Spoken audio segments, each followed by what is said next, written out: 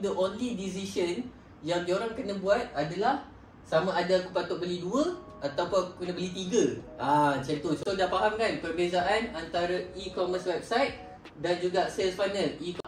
Sales funnel, you ada input elemen-elemen urgency, you boleh letak countdown timer. Maksudnya personalize untuk a few product. Sales funnel ni, you nak orang membeli, you tak nak bagi dia pening kepala. Awak tak nak bagi dia fikir banyak-banyak. Macam ada website ada macam-macam produk apa semua. So bila orang pergi ke website, dia tak tahu apa benda yang dia patut beli. Dengan sales funnel ni, saya cakap dengan dia apa? Okay, you ambil satu produk you, fokus dekat satu singular produk, tapi buat perbezaan daripada segi unit.